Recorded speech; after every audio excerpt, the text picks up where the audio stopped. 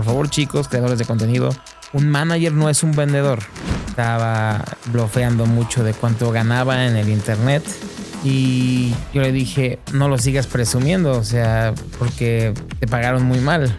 Tener todos los excesos que siempre quisiste al alcance de tus manos es peligrosísimo si no tienes un buen copiloto.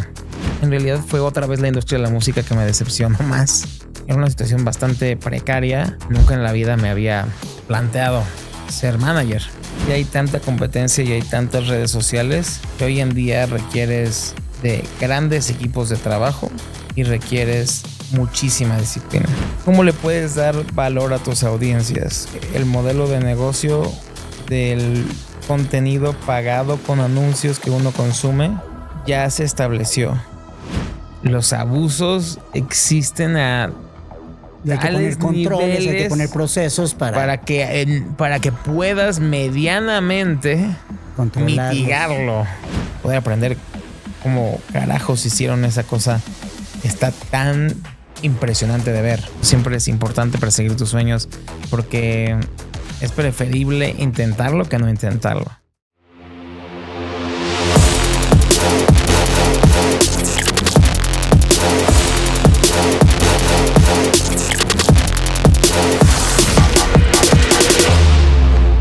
Hola, soy Manuel Cosío y te doy la bienvenida a Game Changers.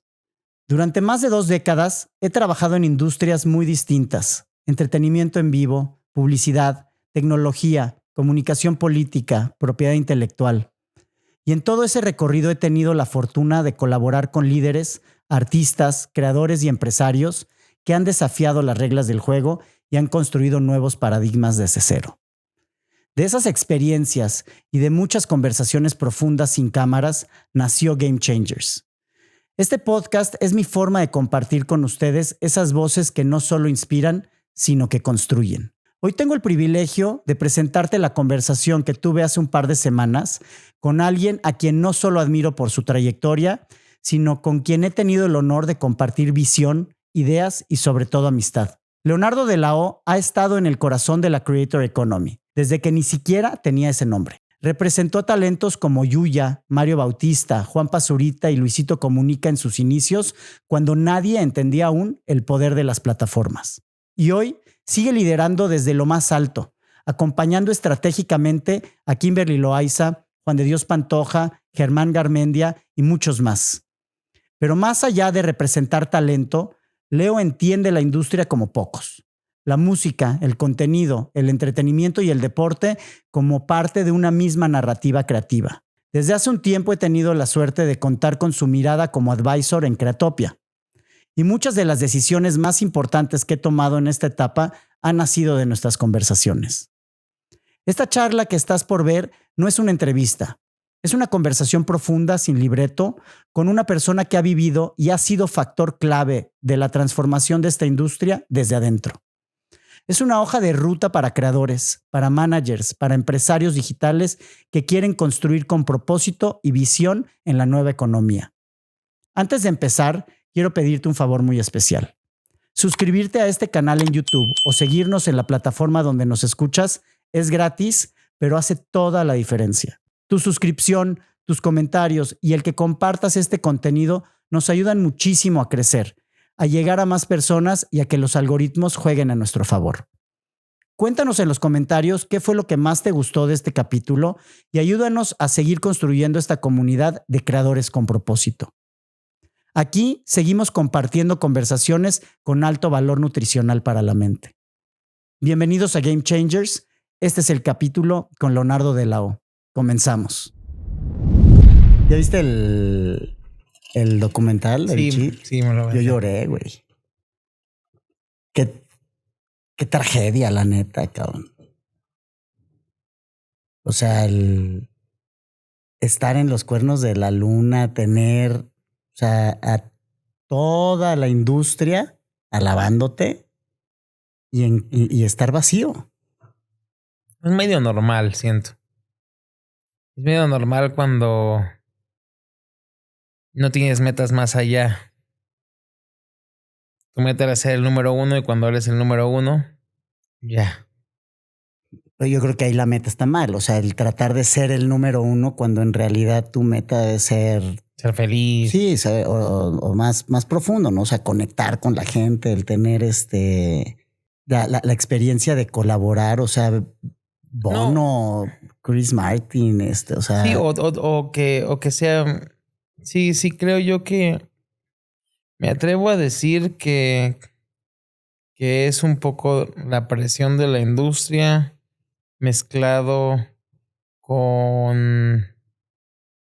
El glamour. Por lo general un desapego. También siento que es un desapego a nivel manejo. Que ellos buscan siempre, que son gente que busca mucho lo económico. Y entonces van sacando de su vida a personas que son buenos managers por ganar más dinero y se van juntando con gente que les genera mejores negocios. Creo que se preocupan menos por ellos. Y los acaban explotando, exprimiendo y... Que es un poco lo que buscaban. Pero al mismo tiempo que todo es, quiero esto ya rápido más. Y cuando llegan a ese punto, ya no hay más. Y ahí encuentran el vacío. Y ahí es cuando se quiebra todo.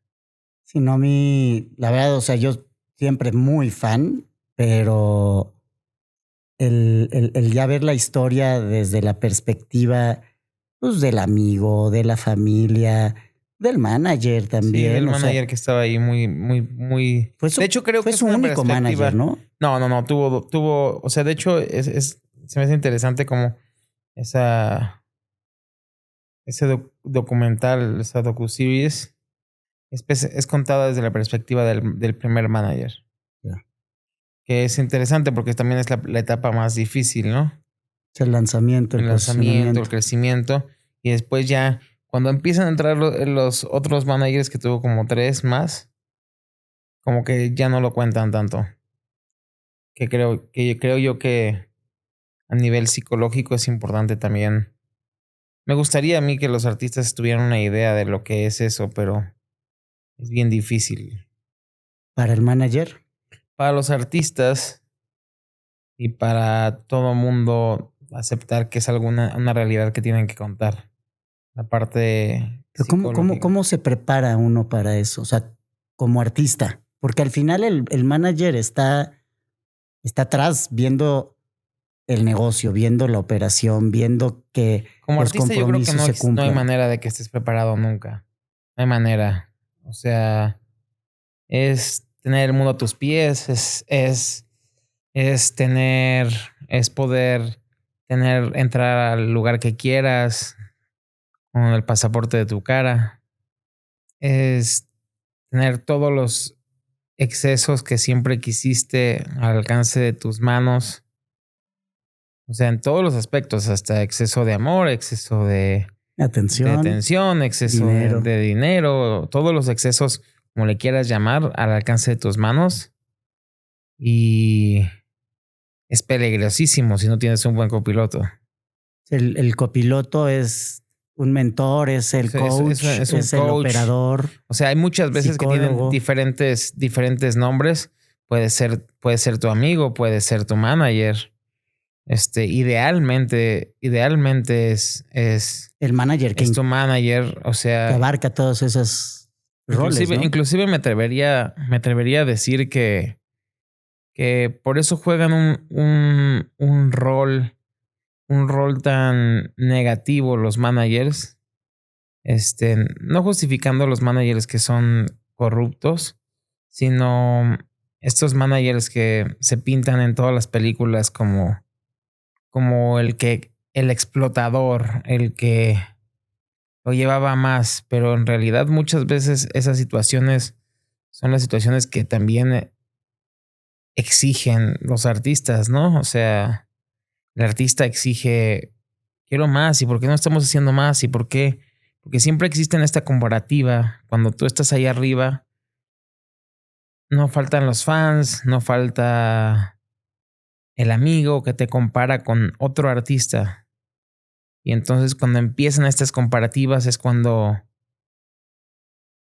inocentemente, sin tener claro cómo estás o a dónde quieres realmente ir, que ese es un valor muy grande que tienen cualquier persona en la vida, porque es súper complicado de tomar esa decisión.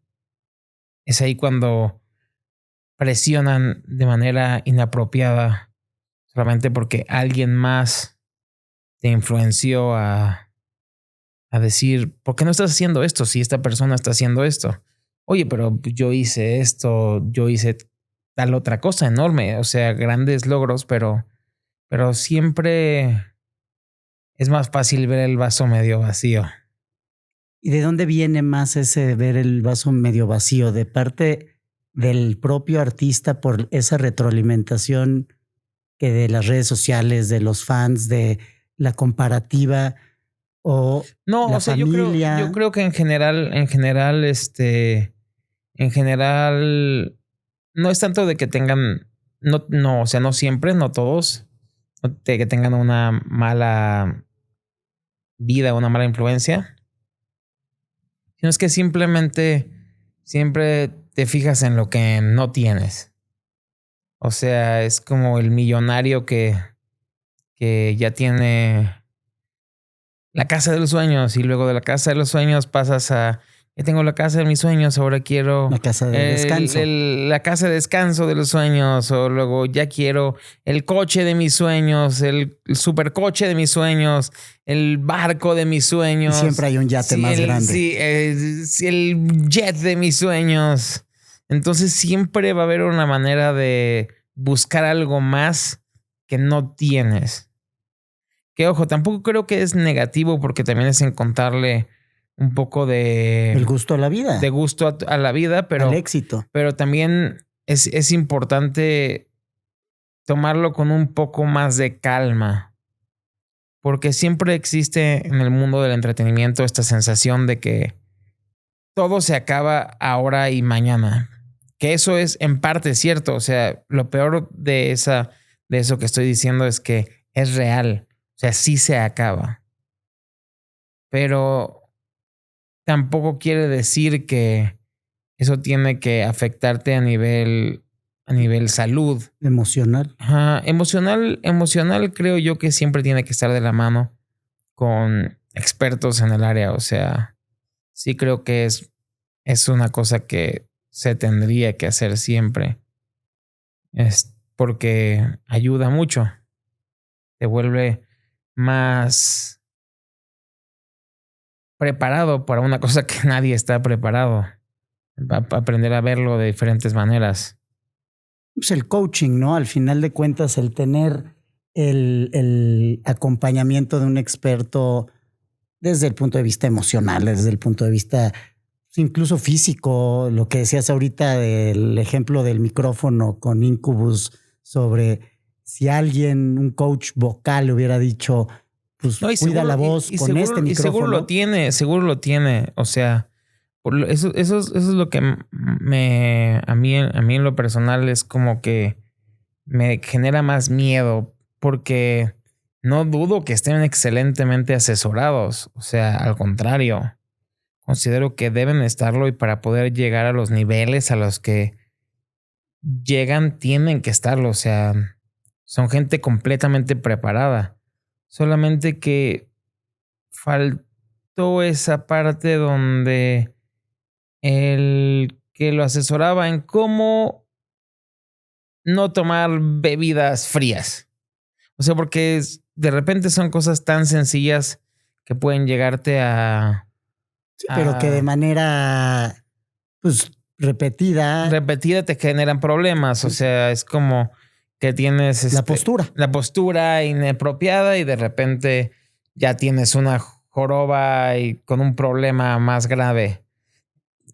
Sí, creo yo que malos hábitos. Sí, son esos mini malos hábitos que uno adquiere inconscientemente y que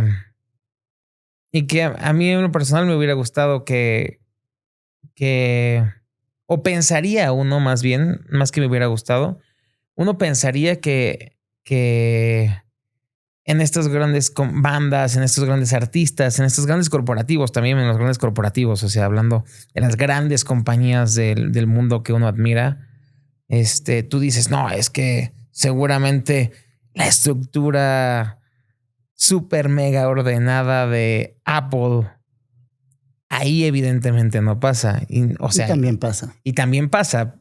Pasa menos porque, sí. porque Apple lleva muchos años y lleva cientos de errores, pero pasa. O sea, a mí me sorprende qué tanto pasa en cosas enormes que jamás pensé que pasarían. O luego empiezas a entender como estas políticas absurdas que decías, ¿por qué son tan burocráticos en X o Y en el gobierno, no? Y es porque de repente los abusos existen a y hay que poner controles, hay que poner procesos para que puedas medianamente mitigarlo. O sea, ni siquiera controlarlo, porque eso, la palabra control significaría que tú tienes el sartén por el mango. Efectivamente. Porque no, a mí es mitigarlo, solamente medio controlarlo ahí. De poner una red de defensa, ¿no? Sí, o sea, sí creo que no sucede. Pues mi querido Leo, te decía que es un verdadero privilegio tenerte aquí. Hemos platicado gracias, muchas veces con mucha profundidad, esas reuniones en tu oficina, en el cafecito, en donde se vuelven pues, aprendizajes para mí brutales. Gracias. Y que te lo he dicho y lo he platicado con otros amigos, esas conversaciones privadas que dices, ojalá este conocimiento, esta experiencia, esta sabiduría, esta generosidad la pudiéramos compartir con más personas, ¿no? Y la verdad es que ahí es de donde nace Game Changers y es a través de esta bendición que he tenido durante 27 años de conocer gente increíble, súper talentosa, verdaderos Game Changers y crear este espacio en donde podamos compartir esas conversaciones, el seguir aprendiendo yo de gente como tú y compartir esa experiencia, esa oportunidad con una audiencia de creadores, de empresarios digitales, lo digo yo, los Luisitos Comunica de mañana, los Juan Pazurita de mañana. Los nuevos creadores. Los nuevos creadores que estén fomentados por esa experiencia y por esos trailblazers, los pioneros que ya lo pasaron, que ya lo vivieron y que tienen la experiencia, la sabiduría y el conocimiento para ayudarles con los mejores insights posibles a una nueva generación de creadores que cada vez son más, ¿no? Entonces, te doy la bienvenida. Gracias. Pues mira, me gustaría empezar con que nos compartas cómo fue tu inicio en el mundo del entretenimiento y de los creadores. El mundo del entretenimiento es diferente que del mundo de los creadores. Pues yo como músico empecé trabajando en la industria de la música. Gracias a amigos tuve la oportunidad de tocar varias grandes compañías. Luego de trabajar en estas grandes compañías, me tocó empezar a trabajar en disqueras, haciendo servicio social en algunas disqueras. Y de ahí empecé a trabajar con managers. Y con estos managers empecé a meterme cada vez más en la industria de la música. Y en una fiesta de MTV, conocí a unos creadores de contenido. No voy a decir nombres de nadie en este podcast porque no es el punto. Pero es la experiencia. Es la experiencia. Conocí un par de creadores. Uno de estos chicos estaba blofeando mucho de cuánto ganaba en el internet. Yo en ese entonces era ya personal manager, label manager, en la compañía donde trabajaba. Y empecé a blofear mucho de lo que había hecho y lo que le habían pagado. Y yo le dije, hey, eso que estás diciendo no lo sigas presumiendo, o sea, porque te pagaron muy mal. O sea, realmente no lo presumas, no está chido, no te ves bien. Y él estaba con otra chica y esta chica, refiriéndote a que le habían pagado menos de lo que se merecía. yo le dije que se habían pagado menos de lo que merecía. Y él me dijo, ay, pues si eres tan bueno, pues consígueme las cosas y te doy la mitad. Y dije, no, justamente yo no me manejo así, no es lo que me representa. Pero veremos que si alguna vez te puedo conseguir algo o no. Y él estaba con otra chica. Ella me dijo, tú me caíste poca madre, tú eres increíble, yo quiero que tú seas mi manager. Y ¿Qué año estamos hablando? 2000, creo que es 2011 o 2012, por ahí. Y me dice esto esta chica, Sandy, a ella le tengo que dar el crédito. Me dije que quiero que seas mi manager. Y yo dije, bueno, o sea, yo en ese momento nunca en la vida me había planteado ser manager.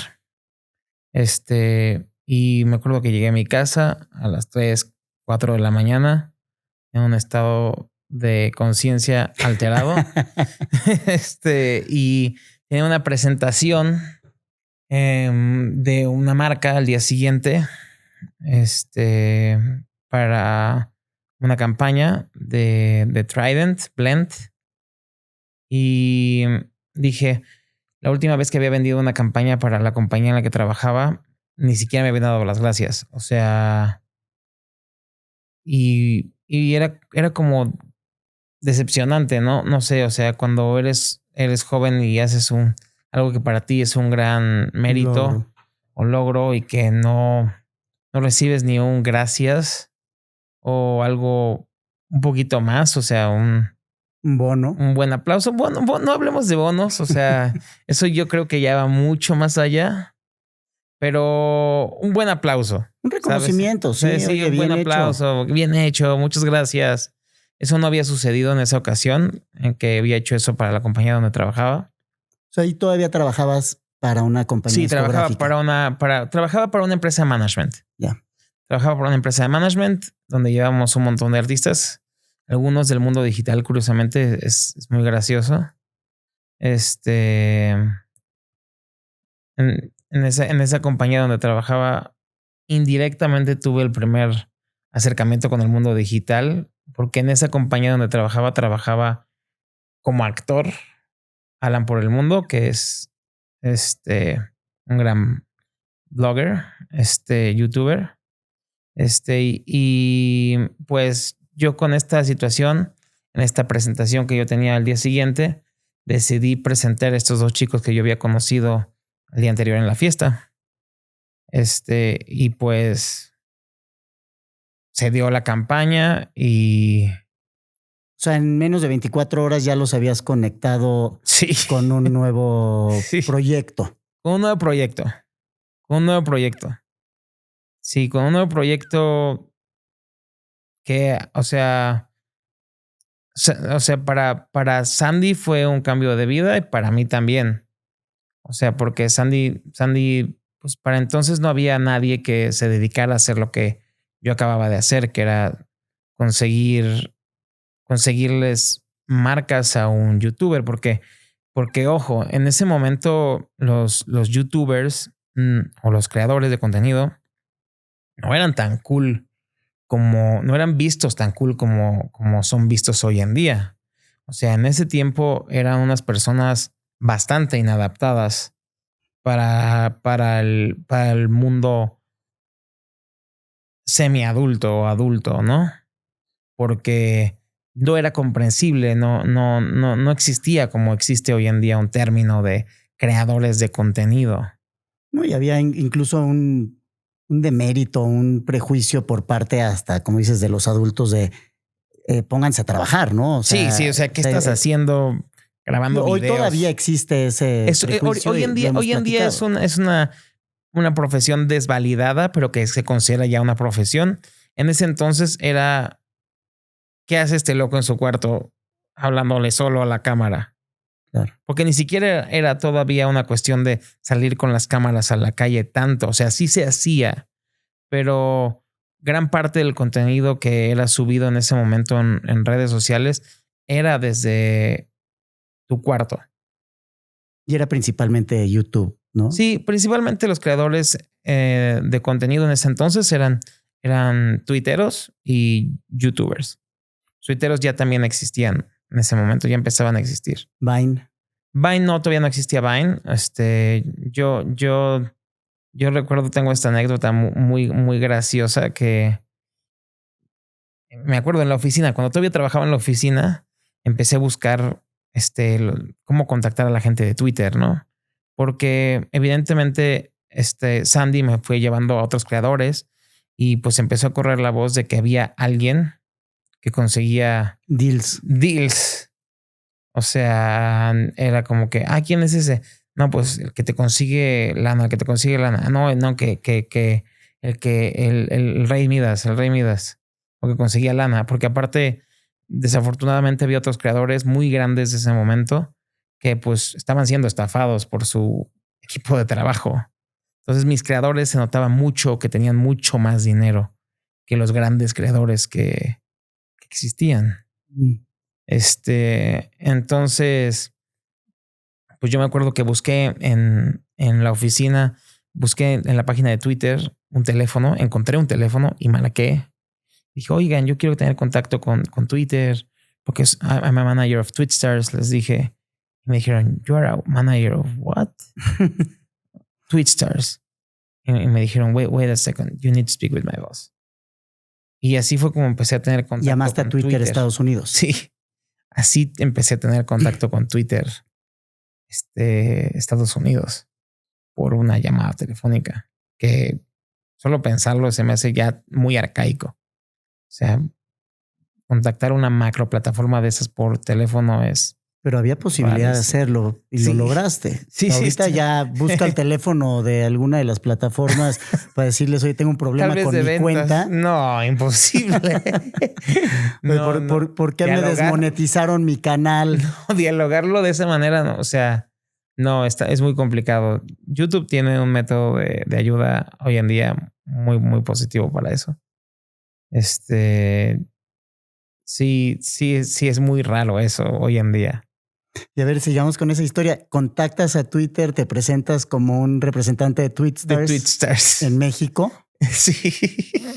Y pues de ahí empieza a tener relación con Twitter, ni siquiera teniendo oficinas. O sea, me mandaron en realidad, si tú quieres saber algo con México, velo con esto. Y me dirigieron a su oficina de ventas. O sea, era como que, sí, vende publicidad. Y como yo así de que, ¿cómo que venda publicidad? O sea... ¿Qué era lo que buscabas tú con ellos en ese momento? O sea, como plataforma? En realidad lo que buscaba todo el tiempo durante los primeros, yo creo que 4 años de mi carrera fue validez. Y a quién mejor llamarle para que me validen que a la misma plataforma. O sea, siempre buscabas un tipo de aceptación. O sea, el espaldarazo, el respaldo. Sí, un respaldo de alguien que pues sí tuviera peso, porque tú eras o sea, ahorita no suena tan ilógico ser manager of X Stars, pero en ese momento eras un loco, raro, extraño, bicho raro ¿manager de qué? O sea, inclusive antes de que se popularizara el término de creadores de contenido, influencers, yo los llamaba social media celebrities, porque me da mucha flojera explicar lo que es. O sea, hoy afortunadamente no tengo que explicarlo, pero durante mis inicios era algo que tenía que explicar todo el tiempo. O sea, y era ya cansado tener que explicar una y otra vez qué era lo que hacía, porque no entendían el concepto básico de qué era lo que representaba. O sea, porque de por sí el término de manager es muy confuso. O sea, la gente realmente no entiende, no sabe lo que hace un manager. Hace un manager. O sea, muchas veces confunden al manager con un vendedor. O sea, manager no es un vendedor. Por favor, chicos, creadores de contenido, toda esta gente que está dedicándose a esto, un manager no es un vendedor, ¿ok? Esos son vendedores. Estén claros. No se Contraten confundan. vendedores. No se confundan, por favor. El manager no tiene las mismas características que un vendedor. ¿Qué hace un manager? El manager te guía, te ayuda a llevarte en tu camino. ¿Es tu socio? Es tu socio, básicamente. Tu socio en tu desarrollo de... O sea, tú crea, yo opero la parte de negocio. Exactamente. Esa parte de la parte de negocio es aparte de la parte... También llevarte a ayudarte a tomar estas decisiones creativas que muchas veces tienes que tomar y qué decisiones creativas son correctas para tu carrera, qué decisiones creativas se van dentro de lo que está bien y lo que está mal. O sea, pero al mismo tiempo creo que lo más importante de un manager es que también sea en tu equipo, ¿no? O sea, yo siempre he pensado que tienes que apoyar, por muy loca que sea la decisión que tiene tu artista, es apoyarlo al 100%. Porque pues tú decidiste ser parte de este equipo, tú decidiste ponerte la bandera. Su autenticidad está reflejada. Eso creo yo que es lo que los hace únicos, que son auténticos, que son reales. Entonces, no incentivarlos sería ir en contra de lo que realmente son.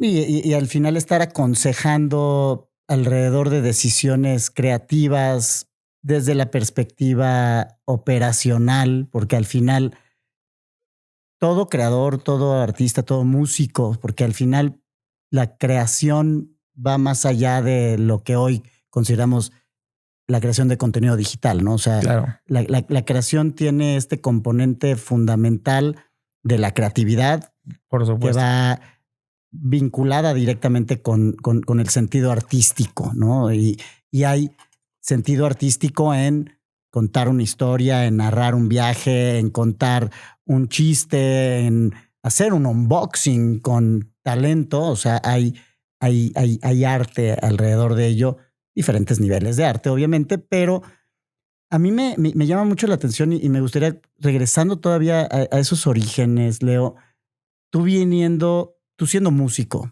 Sí, yo soy músico. Viniendo de la industria en donde estabas siendo maltratado o no valorado como te merecías, pero como un joven dentro de la industria musical, trabajando en una compañía de management, estaba tu visión más enfocada al mundo de la música. 100%. ¿En qué momento y qué viste en esos primeros creadores digitales con los cuales te relacionaste de forma inesperada para decir, en realidad, me voy a ir más con ellos que con la música, los músicos? Mi pasión. Bueno, la música siempre fue mi pasión. Creo que es importante. Yo soy músico, yo soy diseñador. O sea, estudié esas licenciaturas. Lo que a mí me llevó realmente a orillarme a este lado es que realmente no existía una industria de la música en la que yo pudiera desarrollarme. Con la falta de oportunidades las que te obligaron a buscar en otro lado. Porque en la industria de la música, en ese momento, no existía Spotify. O sea, no existían este orden que tiene la música hoy en día. No existía Spotify, pero sí había piratería y un montón. Y la gente ya tenía iPods y ya descargaba toda la música de manera ilegal. Y o comprabas en el metro el CD con 700 canciones, ¿no? Entonces, yo tuve muchas oportunidades como músico, o sea, pero aún así no había oportunidades. O sea, yo con mi proyecto musical llegamos bien lejos. Teníamos ya un acuerdo con Warner Music. Teníamos endorsement de Gibson, de Levi's, de Supra, hacíamos giras. O sea, se podría plantear que era un proyecto pues, naciente. exitoso. O sea, pero realmente, ¿qué pasó cuando llegó el momento de invertir en el proyecto, en estos proyectos nuevos? Como yo, que cuando tú estás en la música, tienes que encontrar un mecenas serio, llámese una compañía discográfica, un manager o alguien que le meta dinero de verdad, porque la música es una industria donde el marketing es primordial y el marketing Es muy cuesta. caro. Entonces, cuando llegamos a ese punto donde ya teníamos la música, el look, las canciones y todo, pues no había nadie que quisiera invertir en la industria de la música porque era muy incierta. O sea, el motivo por el cual yo fui contratado en la compañía donde yo trabajé fue porque yo con mi grupo estábamos en el top 5 de MySpace y sonábamos en el top 5 de MySpace y eso lo hacíamos, yo lo hacía con máquinas y con herramientas que yo tenía, pegando canciones en los perfiles, o sea, con trucos inapropiados para poder posicionarme y era como que les llamó la atención y me dijeron, ¿cómo es que Mr. Desconocido está haciendo esto en digital? ¿No? Y de ahí te invitaron a trabajar. me invitaron a trabajar ahí, o sea, Pero no como músico. no como músico, sino como parte de la industria. Y Ven yo a dije- hacer esos yo trucos dije, acá con nosotros. ¿cómo? O sea, voy a poder estar con toda esta gente genial, trabajar con toda esta gente genial, porque así era, o sea, trabajar en ese momento con Kudai, que eran los chicos con los que trabajábamos, con Pablo Holman. Era genial poder trabajar con músicos y ver de viva voz y de frente poder ver a todos estos proyectos enormes para mí de música. Entonces, pues genial. O sea, yo lo único Pero que tuviste pensé- que colgar la guitarra. no la colgué. Yo seguía tocando. O sea, yo seguía tocando, yo seguía haciendo eso. Solamente que mi proyecto, pues, después de hacer, o sea, nosotros habíamos hecho una gira, y habíamos tocado puertas, pero ya después de tanto tiempo estando tocando puertas y también, lo importante es que también varias desilusiones, ¿no? Como la parte discográfica, out, la parte de la persona que nos invertía, out, como cosas de ese estilo que iban apagando el proyecto, ¿no? O sea, iban apagando el proyecto y íbamos teniendo necesidades. O sea, en algún momento ¿Qué edad tenías? de mi vida llegaron a vivir 4 miembros de mi banda en mi casa y vivíamos en unas condiciones, pues no bien. O sea, era una situación que era, pues, era una situación bastante precaria. No puedo decir que era algo pésimo, pero tampoco era wow, era increíble. No, la vida del artista es... Era una vida difícil. O sea, me acuerdo que era como yo daba clases de guitarra todo el tiempo para poderme mantener y poder mantener lo que trabajaba, más aparte del trabajo que tenía en esta cosa, más aparte lo de los shows, que pues sí nos generaba de cuando en cuando dinero, porque sí metíamos personas, pero y vendíamos tickets, que ya es complicado por sí eso. Pero finalmente, pues la gente empieza a necesitar vivir. Claro. O sea, vivir no es una locura poder, No, dignamente. o sea, dignamente. O sea, realmente no vivíamos de una manera como nos hubiera gustado, como que era simple, que a nosotros lo que nos hubiera gustado hubiera sido poder pagar nuestra renta bien, que yo pagaba en ese momento donde vivía, poder pagar nuestros teléfonos y poder Comer. salir a comer de cuando en cuando, ir al cine. O ¿Qué edad sea, tenías en esa época? tendríamos de 19, 20 años, 21 y 22. Yo empecé en la industria a moverme a la industria de la música como a los 22 años. Y empecé a ser manager como a los 23, 24. Y en esta fiesta que fue un parteaguas. Sí, fue un parteaguas. O sea, en ese momento, la necesidad, la decepción, En realidad no fue así. En realidad fue otra vez la industria de la música que me decepcionó más. O sea, yo... Te orilló a buscar en otros horizontes. Me orilló la supervivencia. Me orilló a tomar otras decisiones. En ese momento sí lo veía como algo decepcionante porque es mi pasión, ¿no? Que afortunadamente la pude retomar con los años. Pero en ese momento yo tomaba el trabajo de ser manager como un trabajo B. O sea, ser manager de influencers, el dinerito extra que mientras trabajo en la música, ¿no? Claro. Y de repente un día mi jefe me dijo, Leo, ya tu sueldo no va a poder ser subsidiado por la disquera que lo subsidiaba. Que eso se estilaba antes, en algún momento de la industria. O sea, la disquera le pagaba a la empresa de management. Exactamente, para tener una primera opción. Y le pagaba ciertos sueldos.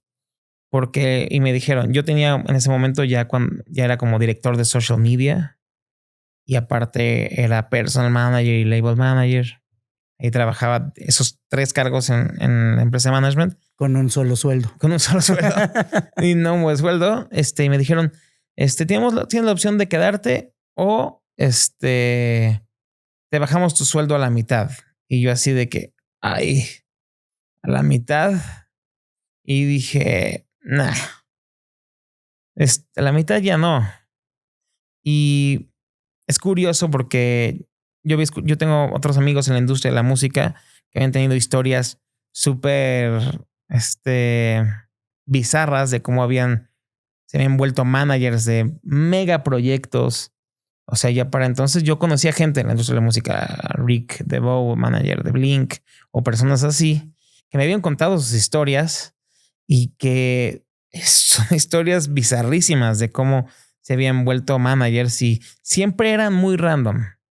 Entonces, cuando me sucedió esa situación de que querían bajar como mi sueldo, yo agarré y dije, pues tengo 22, 23, no me acuerdo exactamente. Agarren su sueldo y chao. La mitad y váyanse a volar. Voy a intentar esto de ser manager. De social media celebrities. En ese tiempo ni siquiera era eso, me les llamaba yo YouTubers y Twitstars, ¿no? Y entonces agarré y le dije, renuncio. Y entonces renuncié. Y me acuerdo que le marqué a Sandy y le dije, Sandy, te tengo la mejor noticia. Me tienes de tiempo completo. Yo voy a ser tu manager de tiempo completo. Y me dijo, no, Leo, estás loco. O sea, su reacción fue genuina y estaba realmente preocupada. O sea, realmente estaba muy preocupada de la decisión que había tomado. No tenías de otra. Pues no, es que no tenía de otra. O sea, realmente, siendo franco, soy una persona preparada. O sea, 2 licenciaturas, con experiencia. O sea, para entonces yo ya había estado... Estás viviendo alrededor de un mundo de abusos también. O sea, eso que te plantearon realmente es un... Sí, en realidad sí. Si hubiera sido una persona más ruda, hubiera dicho no, que las leyes laborales, puras cosas de ese estilo. Pero realmente nunca fue mi intención. O sea, realmente yo adoraba mi trabajo, adoraba que me dieran la oportunidad de poder aprender.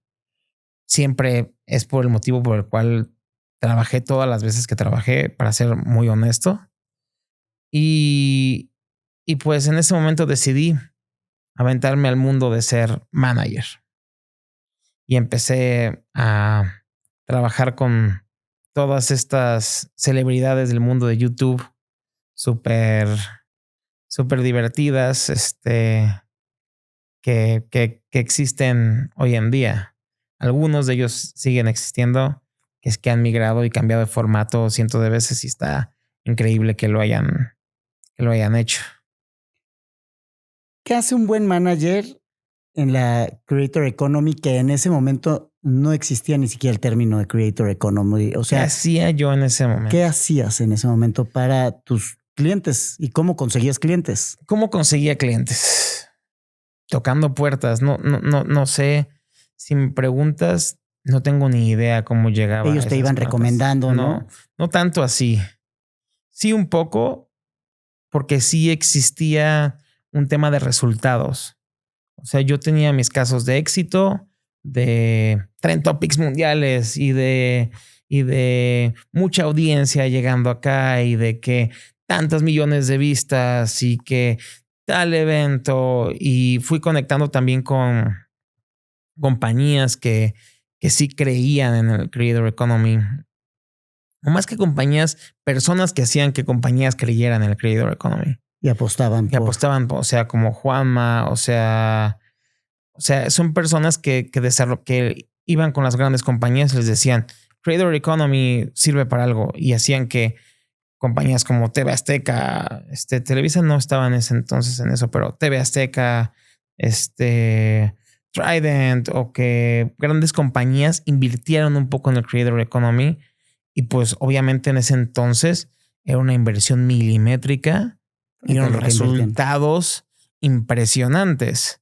Entonces, evidentemente crecía muy rápido ese interés porque todos los casos de éxito de las campañas de marketing más importantes del país habían sido por campañas de marketing digital. O sea, yo no sé en cuántas he participado ni siquiera.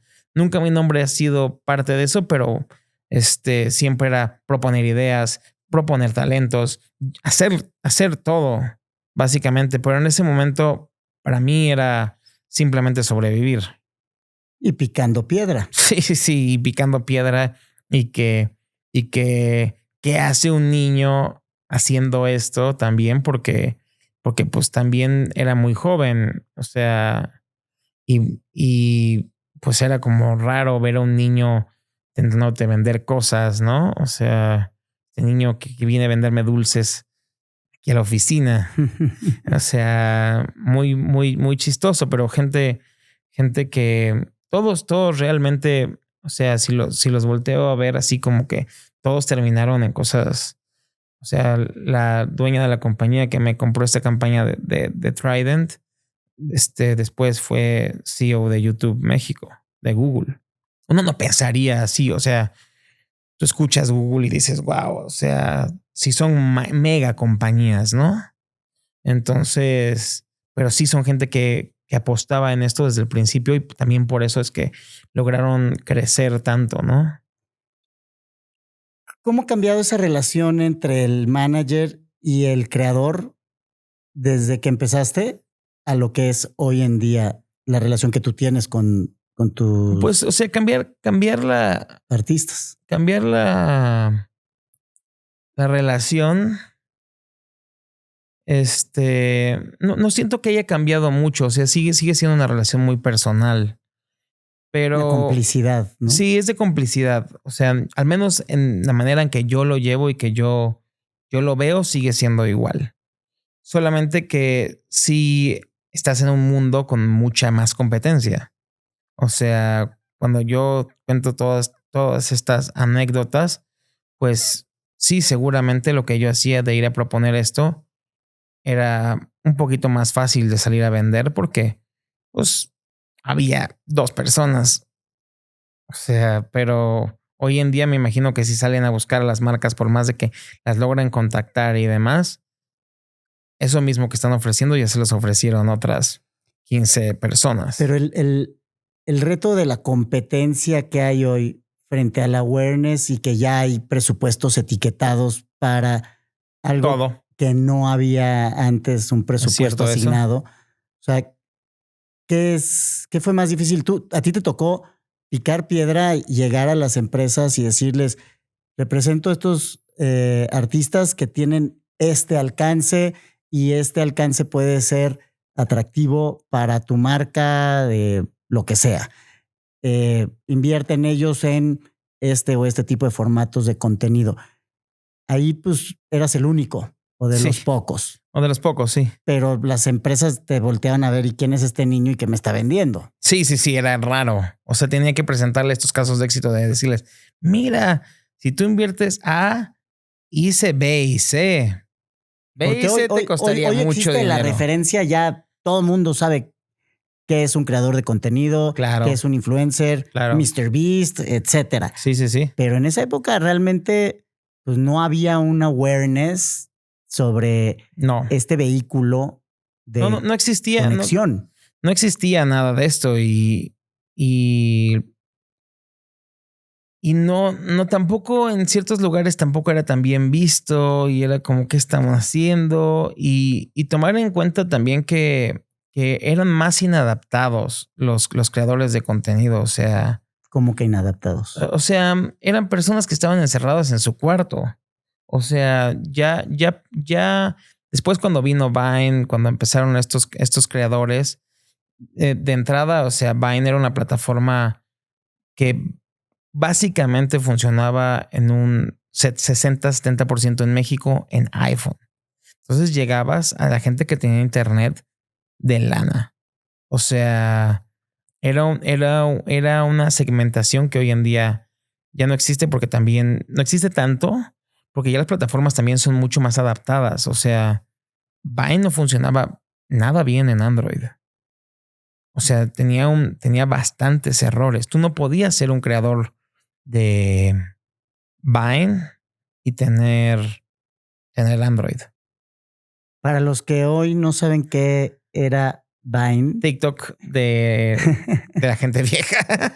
Y eran 7 segundos, ¿no? 6. En 6 segundos era el máximo, Sí, la máxima segundos. duración de tu video. Sí, eran 6 segundos.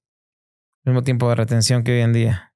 El de retención, pero al final poder crear una audiencia y construir un following importante como lo hicieron muchos que no vamos a mencionar sus nombres, pero que todos sabemos quiénes son y con quienes trabajaste y que les dijiste, a ver, o sea, ¿cuál fue tu pitch para ellos en decirle, a ver, chavo, esto que estás haciendo tiene un enorme potencial, vamos a estructurarlo, vamos a ordenarlo y vamos a llevarlo pues al siguiente nivel? en realidad es que yo llegaba con ellos, o sea, yo llegaba con ellos y les decía, quiero hacer esto.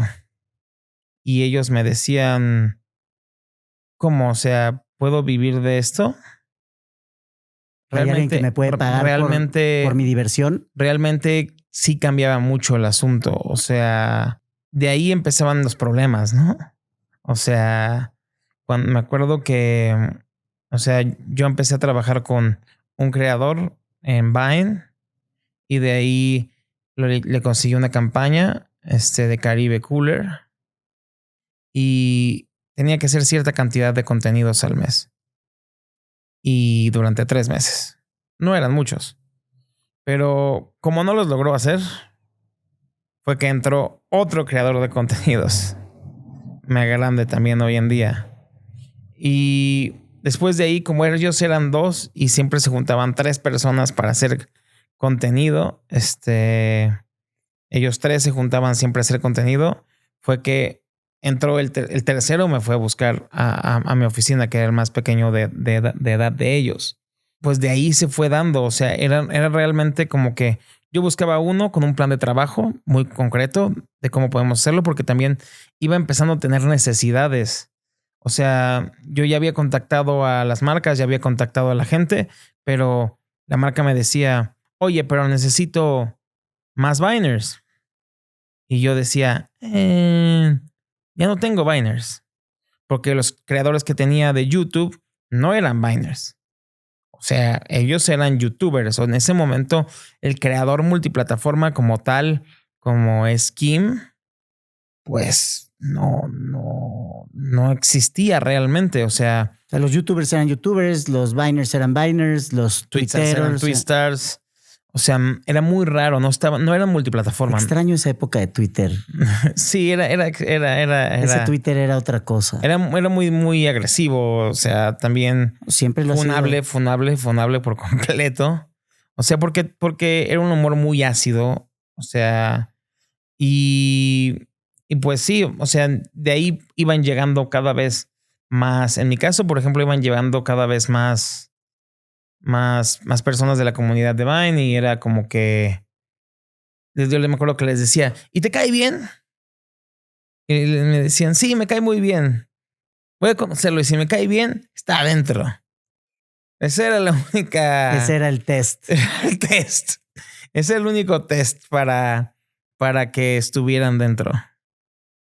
Que estuvieran dentro del deal para la empresa. De ser parte de las personas que yo tenías en tu tenía roster. en mi book, en mi roster, y después de ahí intentarlos migrar a que se hicieran cantantes, o sea, o que se hicieran una cosa más, porque siempre llegábamos al punto de que, ¿y ahora qué más voy a hacer? O sea, porque realmente hoy en día se ve como muy amplio el panorama, ¿no? Que básicamente de creador de contenido puedes brincar a cualquier lado porque tienes audiencias, que es un poco cierto, pero siempre vas a tener el estigma de que brincar de audiencia a audiencia te van a hacerla sufrir, porque no le gusta a nadie que se metan con su comunidad. Somos la comunidad de cantantes. ¿Qué haces tú, influencer, metiéndote a mi comunidad de cantantes, de músicos? O sea, siempre existe ese recelo y pues en ese ¿Entre entonces los propios creadores o también de parte de la audiencia? es un poco de ambas partes. O sea, porque finalmente te conocen por hacer algo y de repente que tú les cambies lo que haces, es raro. O sea, porque es raro que un creador de contenido se dé a conocer por solamente hacer cosas de actuación. Pero no sucede eso mismo con los brand deals. O sea, a mí me llama la atención ver creadores que han construido una audiencia porque son chistosos, porque hacen cierto tipo de sketches por X y de repente, pues la audiencia los sigue por ese contenido auténtico, espontáneo, que les parece atractivo. Y ahora me estás vendiendo tortillinas tía Rosa o me estás vendiendo un coche. Es que yo creo que en ese aspecto los marqueteros o los publicistas O sea, no pierden autenticidad en el momento en el que se vuelven influencers para sobrevivir porque alguien les tiene que pagar. No, yo creo que en ese aspecto tiene que ver también con tu equipo de trabajo, que en realidad lo que hay que entender es que estas personas, o sea, estos publicistas, estos marqueteros, de repente lo que buscan son sus audiencias de esta persona. Más sin embargo, no buscan todo lo que conlleva. O sea, quiero llegar a las audiencias de Bad Bunny, pero pues no quiero hacer todo lo que conlleva Bad Bunny, ¿sabes? O sea, creo yo que es ahí donde está este error principal de los marqueteros y los publicistas, que no saben diferenciar muy bien entre audiencias y creadores de contenido para las audiencias. Sí, los marqueteros buscan la audiencia, buscan la conectar audiencia. Producto A con audiencia B, ¿no? Ajá, que ahí creo yo que es donde también los creadores de contenido es cuando sí logran hacer eso perfectamente, siempre y cuando ya hayan empezado a dar este brinco de ser celebrities, por así decirlo. Que ya su imagen y su audiencia tiene un valor. Entonces ya su imagen ya su imagen está vinculada a su audiencia y pueden salir a vender lo que sea porque es nada más vincular su imagen con el producto. O sea, pero en tu experiencia no has tenido pérdida de audiencias de los creadores en el momento en el que dejan de ser tan auténticos, porque digo, al final de cuentas hay marcas que les dicen, ok, sí me interesa tu audiencia, pero modera tu lenguaje o no hables de estos temas. Lo que obtienes en esos casos son malos resultados. Pero en realidad que pierdas audiencia, a menos de que sea una cuestión que te haga perder audiencias, o sea, hablemos de política, sí, o una de cancelación, estafas, cosas que sean un poquito más allá, pero por lo general no tiene repercusiones en cuanto a tus audiencias como tal, sino tiene repercusiones a malos resultados de campaña. Pero también esta práctica que tú dices es mucho más común de lo que uno pensaría. O sea, realmente es muy raro el marquetero que realmente haya estudiado bien la Creator Economy y bien lo que quiere hacer y aparte le mete creatividad a la propuesta para que se lleve al siguiente nivel. Por lo general lo que lo llevan un poquito mejor son las marcas de belleza porque, o sea, hoy en día es mucho más sencillo Pero por lo general, cuando buscas muchas grandes audiencias, es cuando empiezan a tener conflictos, porque son personas que se dedican más al entretenimiento, más a cosas un poquito más generales. Sí, que se vuelve mainstream, ¿no? Y al ser tan mainstream, no saben cómo guiar este mainstream. Entonces es ahí donde tienen estos choques de campañas no exitosas. Identificando desde un principio a estos primeros creadores de contenido, impulsado por la necesidad de buscar sobrevivir viniendo de una industria musical tan compleja como te tocó vivirla. Sin duda te tocó ver a los primeros creadores de contenido, a los primeros influencers, a las primeras celebridades del mundo de las redes sociales, que hasta le pusiste un nombre para poder empezar a tocar puertas y abrirlas en las plataformas, en las marcas, en las agencias de publicidad, etcétera. Pero has estado íntimamente ligado, observando desde esos inicios a finales de los 2000, de la primera década de los 2000, ¿no? Sí. A creadores construir, ha estado viendo y siendo testigo de creadores construyendo audiencias.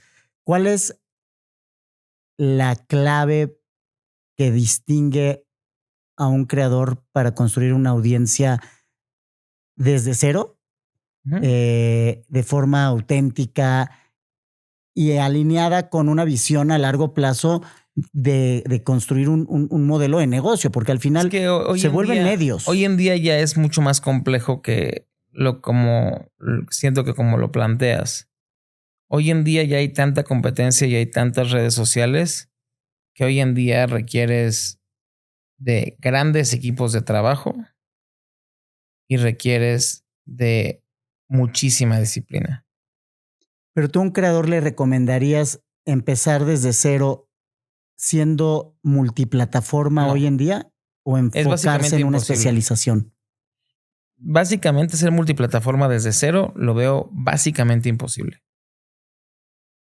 Porque hay demasiada competencia. Solamente por eso. Porque sí puede pasar que hoy en día que te despiertes hoy en la mañana y decidas ser creador de contenido y puedas empezar a hacerlo. Que sea bueno o malo, que lo hayas hecho terrible, eso no tiene nada que ver. Finalmente eres un competidor más. Por la atención de la gente. Por la atención de la gente. Entonces, empezar multiplataforma hoy en día lo veo complicadísimo. Porque para eso necesitarías demasiado equipo de trabajo solamente para mantenerlo. Y necesitarías también, pues,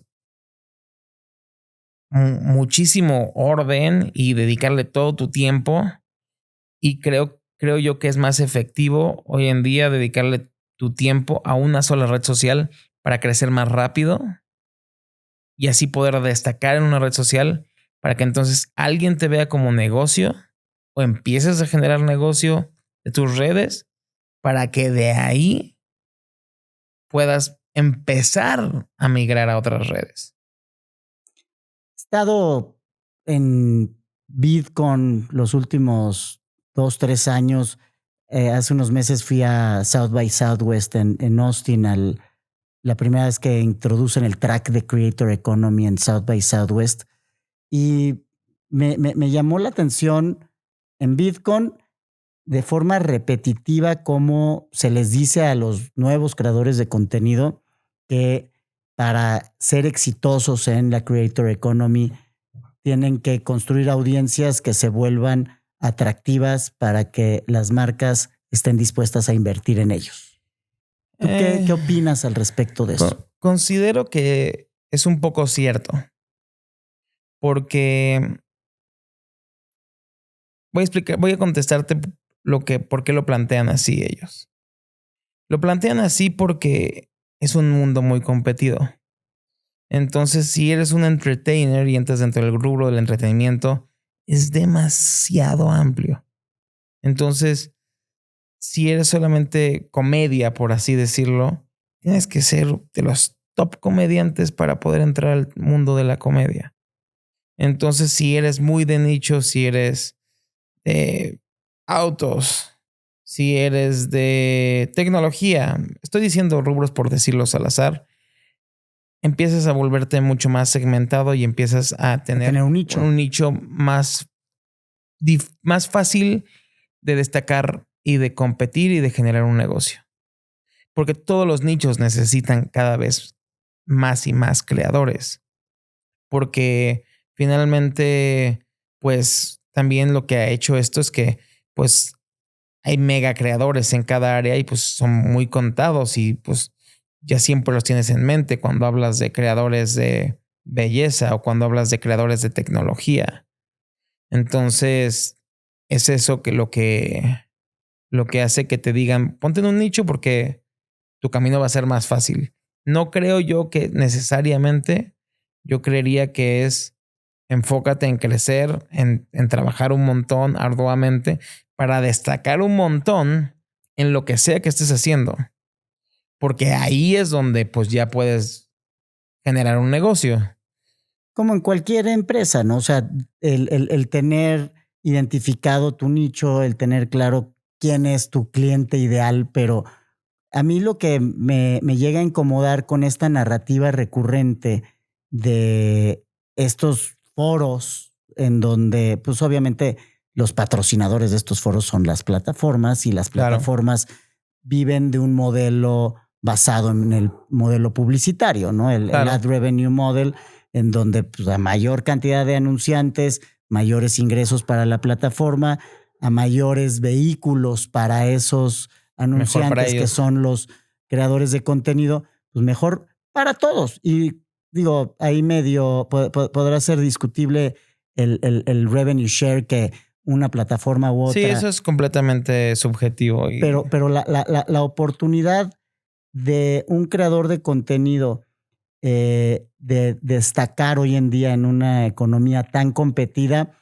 tú mismo lo decías ahorita y es a donde quiero llevar la conversación, en la diversificación, ¿no? O sea, y tú lo has hecho con las celebridades, los artistas con los que trabajas, en donde dices, ok, ya como creador de contenido llegamos a este tope, pero ahora tenemos que buscar algo más. Algo más. Y ahí es en donde me encanta esta pasión por la música que tienes, tu espíritu auténtico, original como músico, te ha llevado a, con los artistas con los que trabajas hoy, con los creadores con los que trabajas hoy, llevarlos hacia el mundo de la música.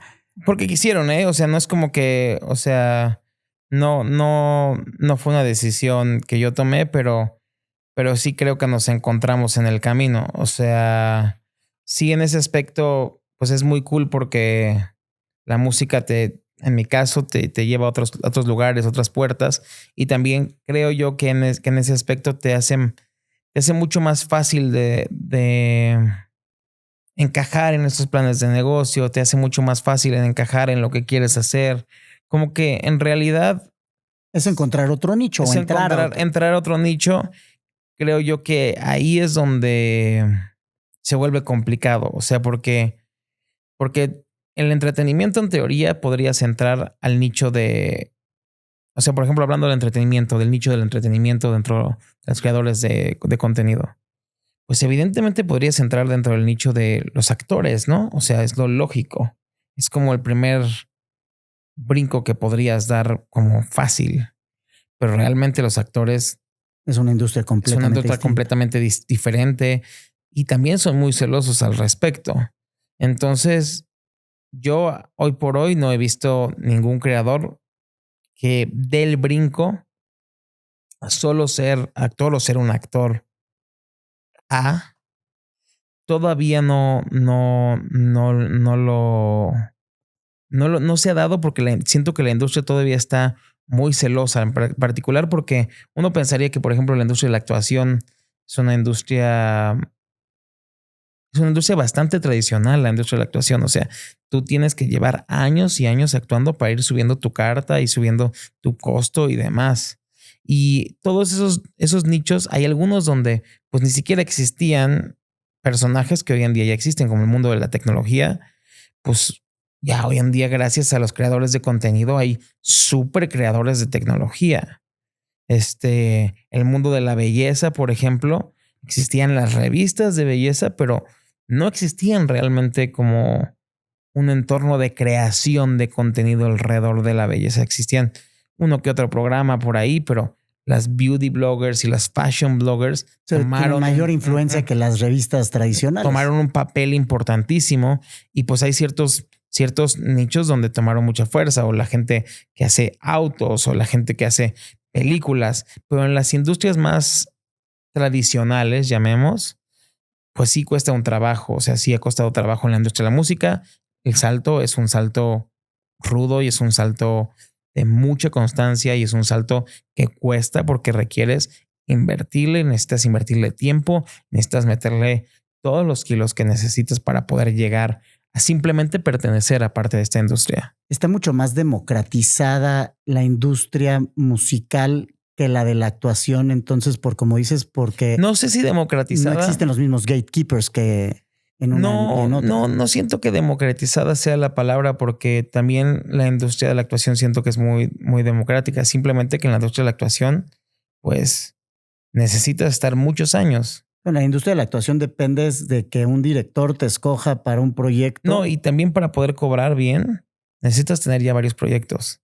O sea, tú no tienes un solo proyecto y ya empiezas a cobrar un totazo de dinero. Los actores o los creadores que han dado el salto a la actuación, ¿crees que siguen sufriendo de este estigma de ser el outsider? Sí. Lo siguen viendo como el influencer que vino a actuar. O sea, yo creo que sí un poco, pero, o sea, afortunadamente ya tienen muchos de ellos estatus de celebrity. Y entonces eso les ayuda mucho porque pues ya no le puedo hablar mal a esta celebridad. Pero aún así sigue siendo estigmatizado. Sí, son de fuera, o sea, simplemente no estuvieron ahí todo el tiempo. Entonces es difícil, quería un brinco natural, ¿no? No, porque me llama la atención y de hecho mañana vamos a tener una conversación con Claudia Lizaldi y ella, pues como conductora de MasterChef Celebrity, ¿no?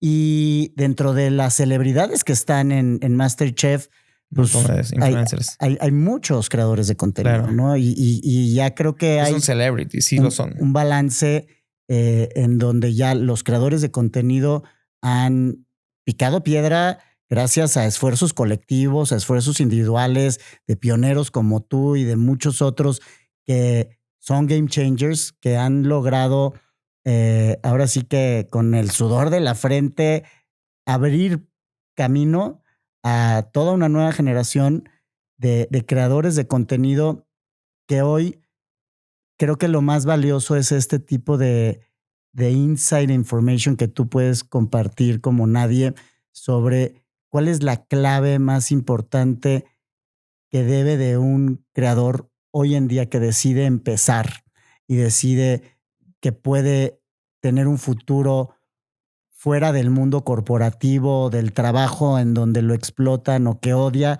viviendo de su pasión, viviendo de lo que le encanta, que es viajar por el mundo y hablar desde increíble. Su punto de vista de viajes o hacer reseñas de nueva tecnología o de nuevos coches o como muchos creadores que lo han hecho, la cocina o la belleza. Sí, o sea, encontrar tu nicho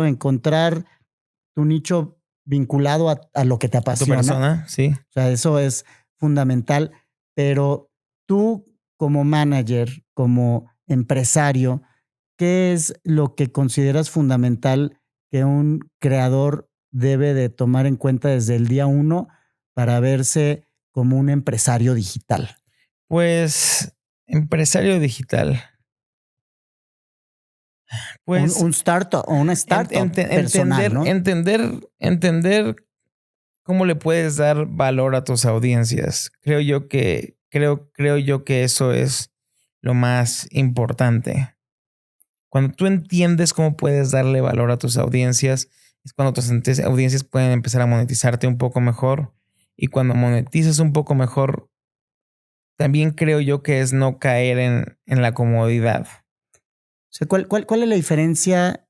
O más bien lo que estás diciendo, la diferencia fundamental está en darle valor a las audiencias por encima de la potencial viralidad. No, la viralidad creo que también es importante porque es tener más audiencias. O sea, yo no estoy peleado con tener más audiencias, sino más bien es entender qué puedes hacer con tu audiencia para que puedas sobrellevarla un poco mejor, porque realmente es un camino hoy en día muy complicado, que puede ser muy rápido, si lo es. Si te empuja el algoritmo, o si tienes un golpe de suerte viral.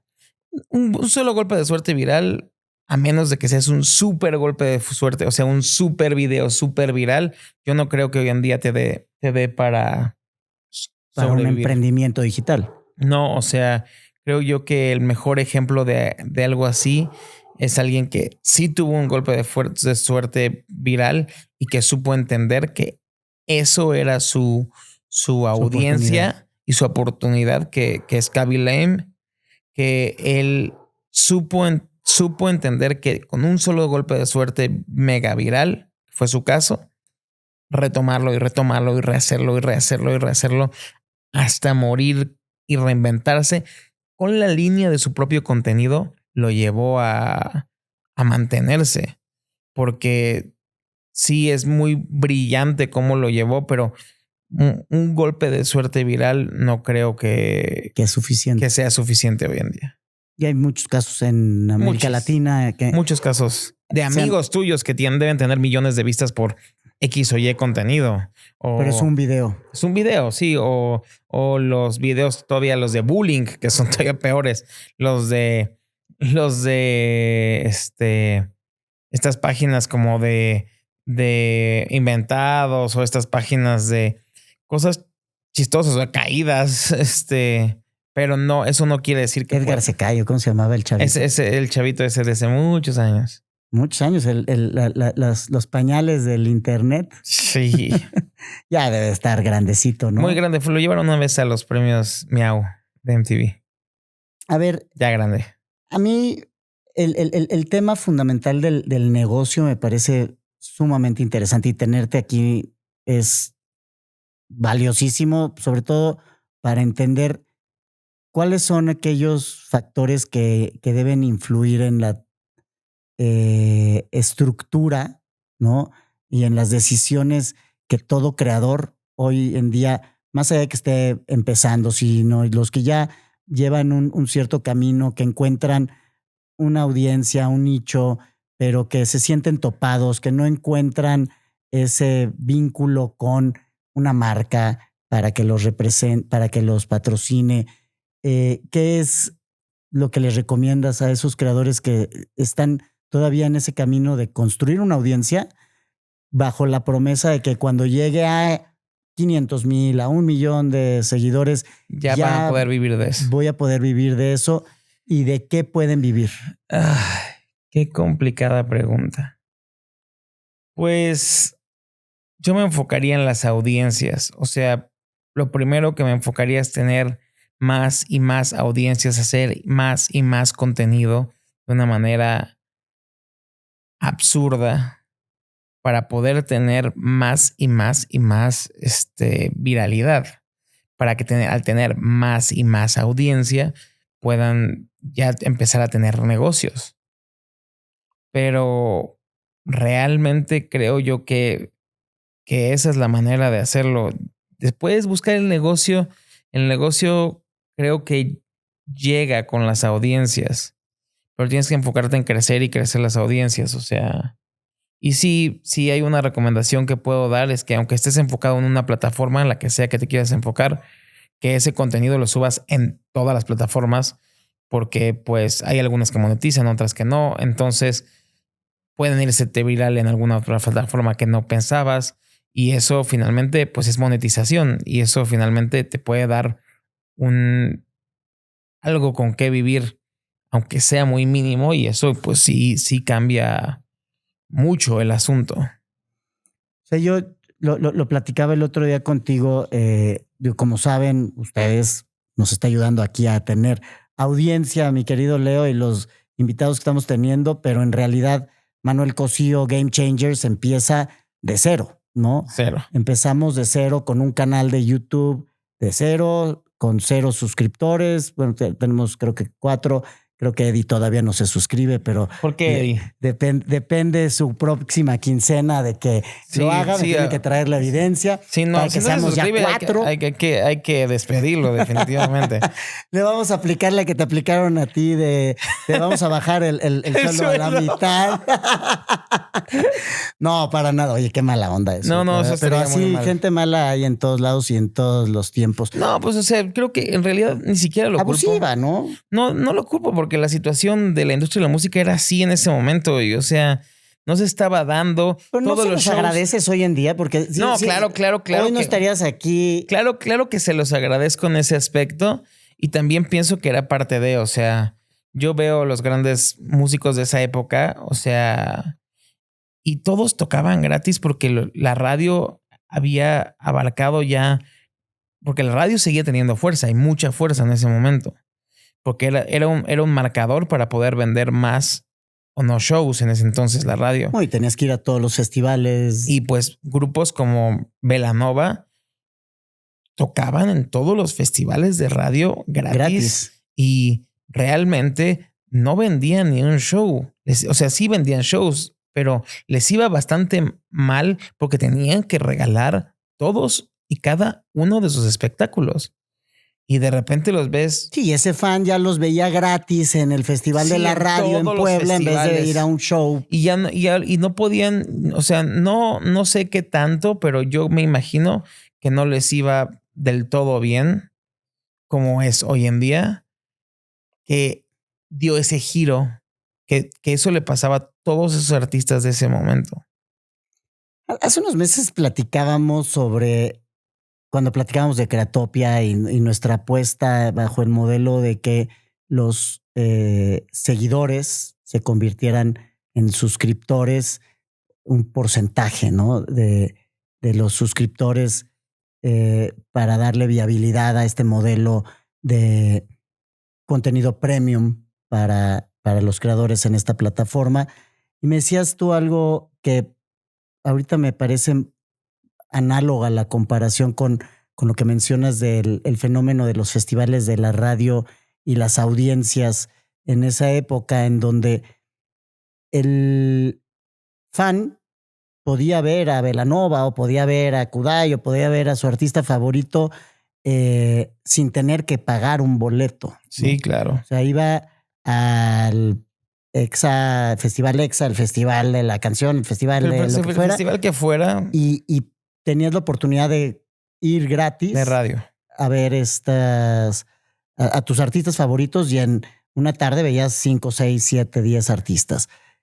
Pero gratis. Gratis. Y entonces estos fans decían, bueno, pues si viene a un show completo, con la producción completa, no había tampoco una referencia para decir, es que en YouTube vi el show completo y no es lo mismo a lo que vinieron a cantar, a veces cierto. Hasta con playback en un festival. Eran casi todos live to tracks. Entonces, sí estaba la voz, pero al final la música y todo, no era logísticamente posible tener 7 artistas con cambios de set en vivo en una tarde, en un festival gratis, ¿no? Correcto. Pero ese fenómeno, ¿crees que hoy es similar en cuanto al potencial engagement o conexión más valiosa y profunda que un creador pueda tener con su audiencia, a la que hoy estamos acostumbrando a regalar contenido de valor, contenido de largo formato, contenido más profundo a través de las redes sociales? Pues es que yo no creo que realmente lo regales.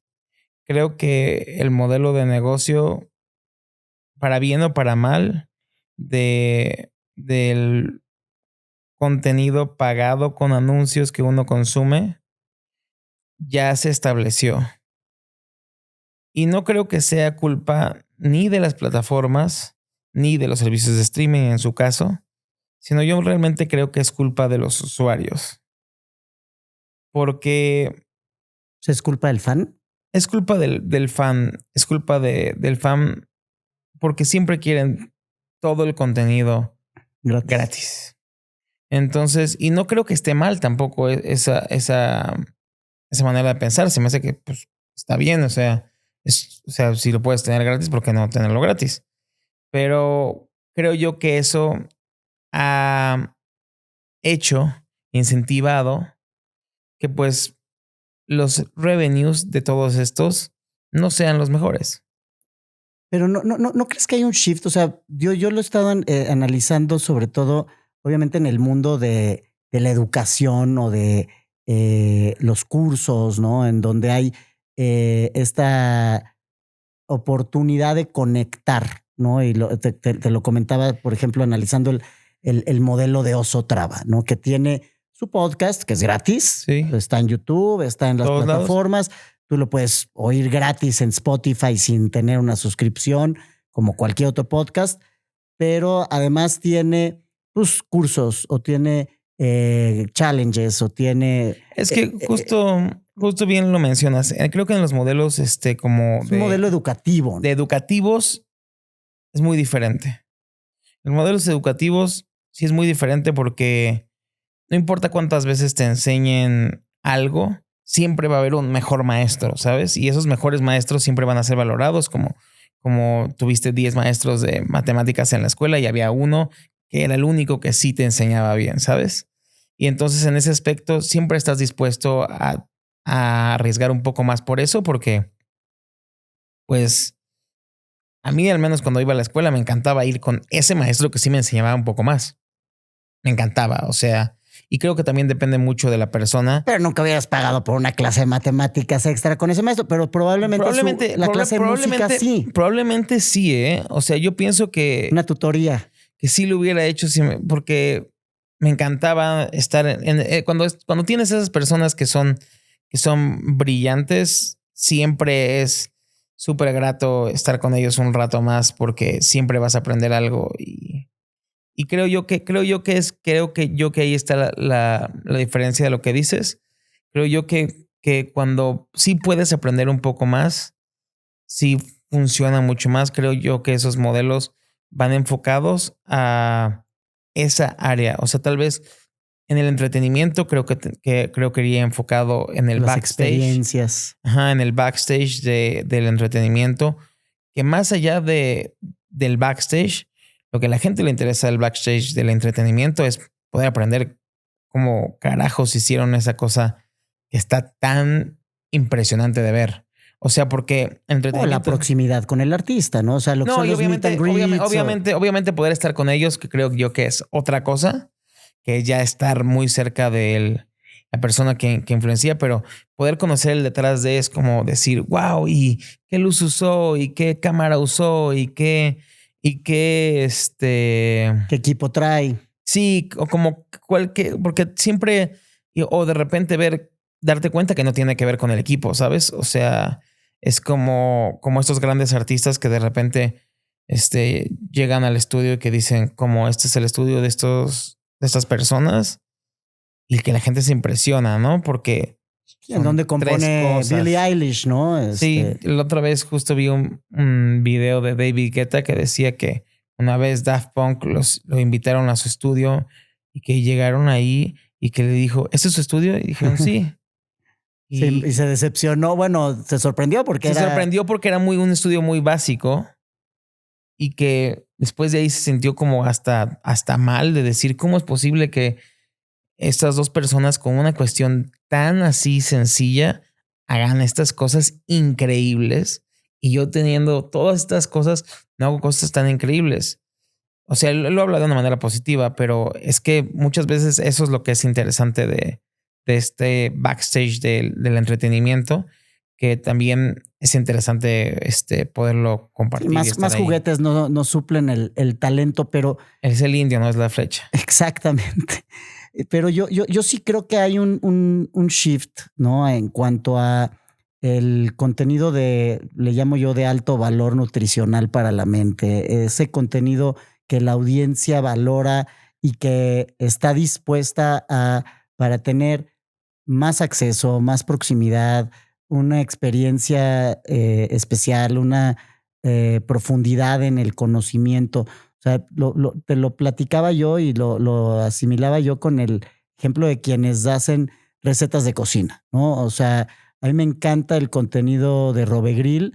Se me hace agua la boca cada que veo un video, se me antoja todo, pero no encuentro en ningún lado más que, creo que ya sacó un recetario impreso, pero una plataforma en donde pueda yo tener la lista de ingredientes para hacer esa misma receta que Robegrill acaba de publicar. Los medios los muestra o más que eso, yo creo que más a detalle, ¿no?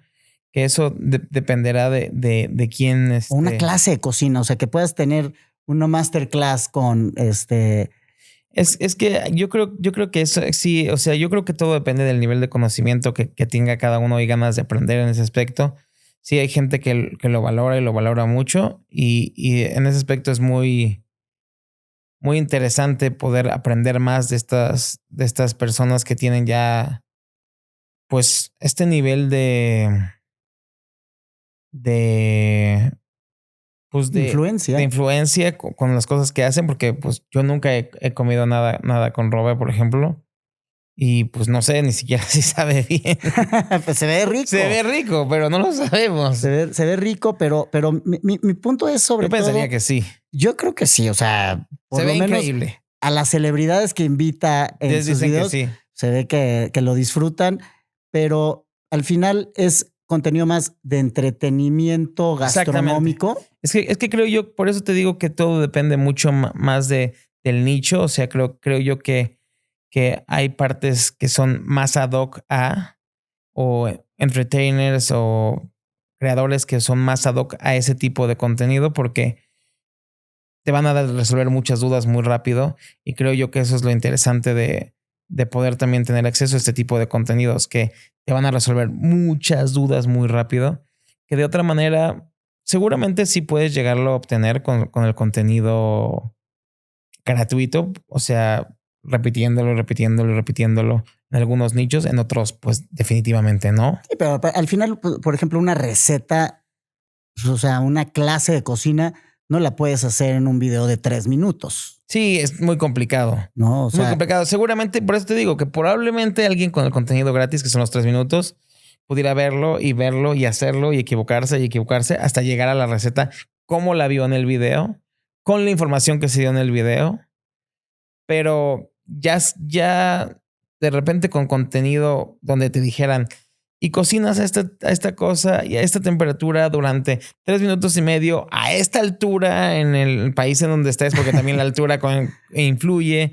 Sí, si es de gas o si es eléctrica la estufa. O sea, ya como ese nivel de detalle, sí creo yo que ahí es donde este tipo de valor agregado sería súper interesante de poder tener acceso a ellos y de todos los creadores, porque sería impresionante saber cómo produce cómo es el proceso de producción de un video de pe a pa de MrBeast. Porque obviamente ya de ahí podrías semi-replicarlo si tuvieras los millones de dólares que tiene MrBeast para hacerlo. Pero sí creo yo que... Pero para llegar a tener ese presupuesto, empezó por un origen que tú conoces bien y que al final lo has visto no solo en MrBeast, sino en otros creadores. Y creo que es en esos patrones que logras identificar y replicar con quienes trabajas y con quienes tenemos el gusto de contar con tus consejos y con tu mentoría. Pues al final es observando y replicando los patrones de éxito de otros en donde se vuelve una mejor posibilidad de llegar al éxito. Sí, claro. O sea, no es una garantía. No es una garantía, pero te ayuda a hacerlo más rápido. ¿No? Y viendo ahora sí que las buenas prácticas y los errores de quienes ya han estado ahí. Sí, eso sería increíble, poder ahorrarte todos esos errores sería increíble. Como me decías, ¿no? Quítate los audífonos en el podcast. No se ve bien no se ve tan cool. No se ve tan cool. Vamos a ver qué opinan. Ya tenemos unos grabados con audífonos, no importa, los siguientes, y sobre todo no podía haber audífonos, pero esperemos que se escuche bien. Se va a escuchar bien. Acá está Marianita ayudándonos con el audio, pero la verdad, Leo, el tema de la diversificación, yo creo que como manager, como empresario, detrás de grandes creadores de contenido, has identificado que es uno de esos patrones a replicar. Hoy, ¿cómo operas esa diversificación desde el punto de vista creación de contenido a nivel empresarial con tus clientes, con tus socios? Pues lo veo primero con un tema de qué los hace felices. O sea, porque de repente llega uno a audiencias. Primero es crear equipos de trabajo que estén involucrados para que puedan crecer lo suficiente. Y después de ahí ver con qué son felices.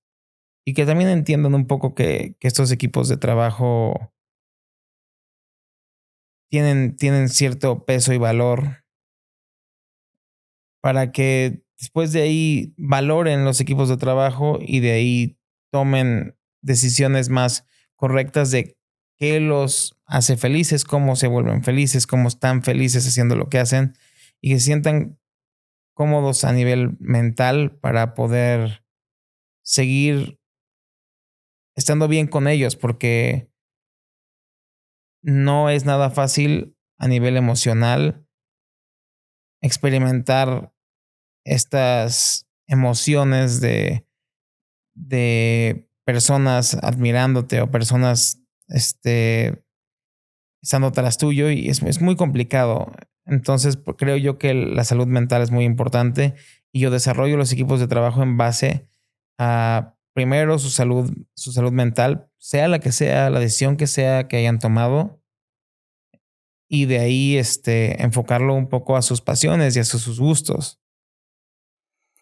No, totalmente cierto. Y el tema de la salud mental es fundamental. El hacer algo que te ves obligado a hacer porque hay una buena oferta sobre la mesa. Pero que es súper confuso, ¿eh? O sea, finalmente. ¿Por qué te hace feliz? ¿El número en el contrato o el resultado de ese proyecto? Súper confuso en esos casos porque de repente empiezan a entrar miles de factores ahí y pues finalmente se respeta lo que sea que se tome, pero sí es súper confuso porque de repente ves que los números ya no están tan grandes que antes o ves que los números no son los mismos y empiezas a tomar decisiones. Ahora tengo que ser más con menos. Sí, o esta oferta que no me parece tan buena, debería tomarla o no. O sea, es bastante complejo en ese aspecto. ¿Te gusta Entourage? Sí. Eres el Larry Gold de... El Ari Emanuel. Bueno, ese es en el mundo real. En el mundo real. Pero sí está inspirado en Ari Emanuel de William Morris, ¿no? William Morris. Bueno, toda una institución. A mí me ha platicado mucho de Ari, el verdadero Ari Gold. Mi amigo Paul Hahn. Sí, Ari es un personaje. Y algún día me encantaría conocer a esa persona de quien está inspirado, uno de los personajes más emblemáticos y que más me encantan de esta serie. Sí, o sea, yo de todos esos personajes soy bastante... Yo a Ari lo conocí y a mí me encantaría conocer a Michael Ovitz. Yo soy muy fanático de muchos managers, pero esos dos... Es que son de esas historias que inspiran, ¿no? Sí, están muy... Y hay otras que no tanto. Yo tuve la oportunidad de conocer en el 2008, habrá sido 2007, a Jerry Heller. Jerry Heller fue el fundador con ECE de Ruthless Records, los precursores del hip hop del West Coast. O sea, okay. Fundó Ruthless Records con Dr. Dre. Wow. Con Wow. No. Y antes del hip hop, Jerry fue el primer manager de Elton John, de Pink Floyd, de Marvin Gaye. Tuvimos Pedro y yo en Acapulco un fin de semana con este hombre y fue un mentor maravilloso. desde el punto de vista conexiones, pero esas personas a las que de verdad no les quieres aprender muchas cosas también, ¿no? O sea, imagínate cómo era el señor en donde el nombre de su compañía era Ruthless Records, o sea, despiadado. Uy. Despiadado y bueno, la historia ahí está. Y fue un verdadero abusivo y explotador de sus propios artistas. O sea, es de esos que, como el coronel en el caso de Elvis Presley, pues también pues muchos artistas lo odiaron hasta su muerte, ¿no? Murió hace un par de años. Pero creo que en ese tipo de ejemplos es en donde está el buen ejemplo y el mal ejemplo, y en donde leer de ellos o tener la oportunidad de conocer sus historias se vuelve una inspiración positiva y negativa. Pero tú afortunadamente estás del lado de los buenos managers, de esos buenos pioneros dentro de una economía tan importante, nueva, ya como una economía oficial, institucionalizada ya. Que tiene una proyección de crecimiento en los próximos años impresionante, ¿no? De acuerdo a Morgan Stanley, está proyectada a alcanzar arriba del $500 billion para el 2028, la Creator Economy global.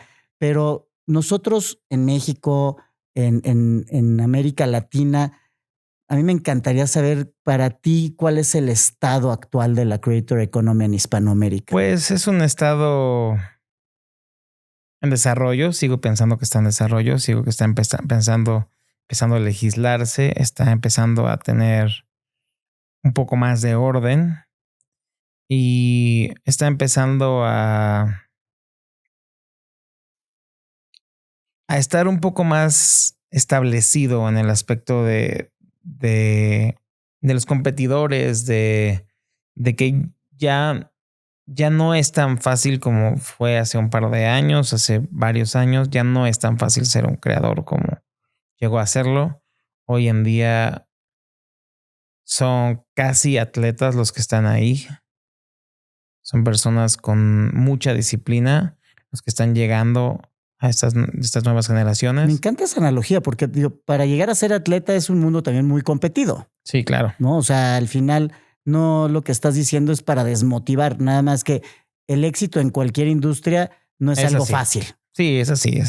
Y para llegar para ser gerente de Starbucks, tuviste que haber sido barista durante un rato y haberla pasado no tan bien en muchas ocasiones. No, pero la analogía del atleta me encanta porque al final creo que lo que necesitas es mucho entrenamiento, sí, mucha repetición y mucho acompañamiento, ¿no? De expertos, de tener un buen coach como atleta. Claro. Es fundamental, un preparador físico, un preparador mental. En ese sentido, ¿cómo ves hoy a los creadores? Porque estoy seguro que se acercan muchos buscando trabajar contigo. Estás tú también en una constante observación, sí, ¿no? De viendo nuevas oportunidades. Yo sigo esperando que me quieras representar próximamente. Vamos a comprometerte aquí públicamente. No, pero sobre todo el que tengas esa observación de los creadores emergentes. ¿Qué es lo que tú identificas para estar interesado en trabajar con un nuevo creador? Pues hoy en día es la disciplina.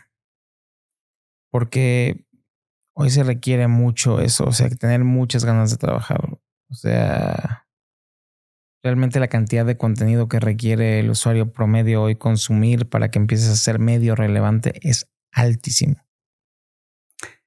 Si tú empezaras en esta economía que describías en Hispanoamérica como en un proceso de ordenamiento, de institucionalización todavía poco más incipiente o un poco menos ordenada de lo que es a nivel global, ¿no? Que apenas están haciendo a nivel global, pero ya con 10, 12 años de estarse formando. O sea, estamos pensando que todavía ni siquiera es la creator economy un teenager, ¿no? O sea, muy buena manera de verlo. Está empezando a dar estos pasos en la pubertad. Sí. Y en ese sentido, pues hay muchos que vemos una oportunidad de dedicarnos a lo que nos apasiona. Yo, el proceso que compartí contigo de brincar de todas mis vidas anteriores a decir, me voy a poner enfrente de una cámara y voy a tener conversaciones valiosas con gente que admiro. Eso es lo que hoy me apasiona. Pero hay otras personas que están buscando hacer lo mismo. ¿Y qué es lo que tú, como pionero en esta industria, nos recomendarías tomar en cuenta? Ser disciplinados. Consumir contenido, porque luego también, curiosamente, irónicamente, los creadores de contenido consumen poco contenido. Entonces creo yo que es importante consumir contenido para entender el mundo en el que estás, porque o consumen contenido muy diferente al que quieren hacer. Yeah. O sea, de repente dicen, quiero ser chef. Perfecto. ¿Y qué ves en tu Instagram? Pues veo coches, naves espaciales. Y es como que, ok. Entonces realmente entran con un conocimiento muy, muy lejano de a dónde tienen que ir. Entonces creo yo que, número 1, ser disciplinado y constante. Esos son número 1 y 2. Y el número 3 sería consumir contenido de lo que vas a hacer. Mucho. Y solamente de lo que vas a hacer, porque la gente consume contenidos de otras cosas. Intentar mantenerte también ponerte en la cámara, que me cuesta mucho trabajo. Sí, o sea, ya me dejó tarea de que tengo que agarrar. Sí, o sea, obviamente y aparte, después de ahí vienen todas las demás cosas que conlleva vencer tus miedos de cámara, empezar a entender cuándo hablas y cuándo no hablas, cómo grabar los contenidos. Es complicado. No puedo decir que es fácil hoy en día por la competencia. Pero nada que vale la pena en esta vida es fácil. Es fácil. Las cosas que valen la pena son las que más están alineadas con tu propósito. Y si tu propósito es conectar con otras personas, ser creativo, entretener, cantar, y sobre todo bailar. Si es tu sueño, siempre persigue tus sueños. Siempre es importante perseguir tus sueños, porque es preferible intentarlo que no intentarlo. ¿Qué legado te gustaría dejar en esta industria, Leo? ¿Qué legado me gustaría dejar en esta industria? Pues poder enseñar a jóvenes a que tengan un conocimiento de la industria, de los creadores, que lo tuvieran y que pudieran aprender en muchos ámbitos para que fueran personas cultas y que pudiera ser cada vez más sana esta industria de los creadores y que hubiera personas con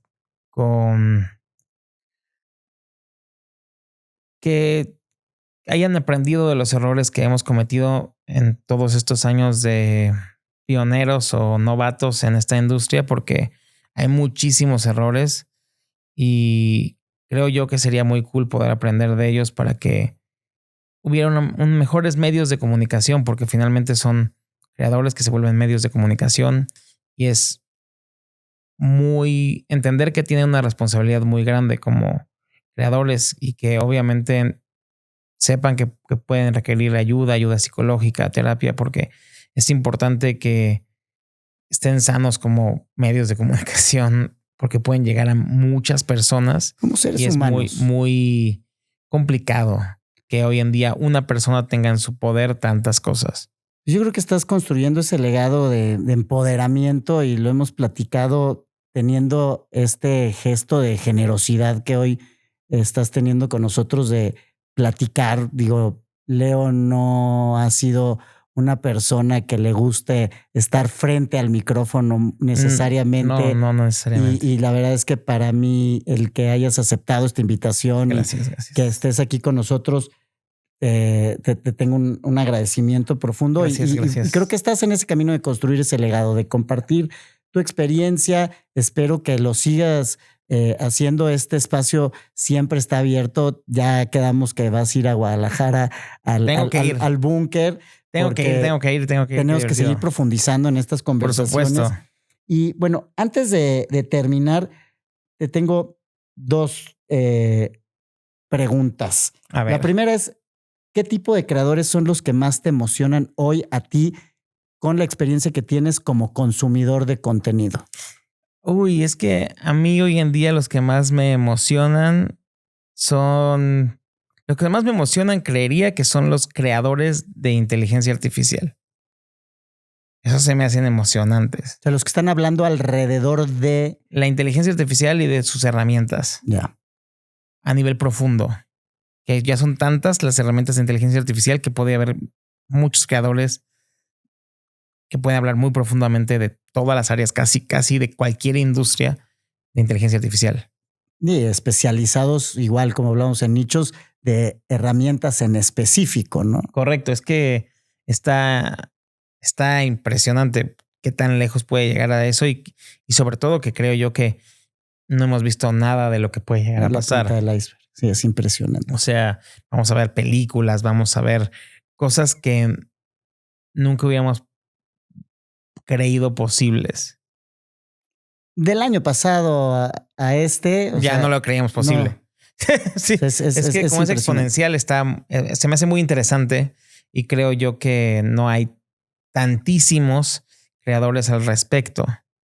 A ver, ahí te voy a aventar una extra. ¿Cuáles crees que son los retos o los riesgos con la inteligencia artificial que enfrentan los creadores de contenido? Pues los retos...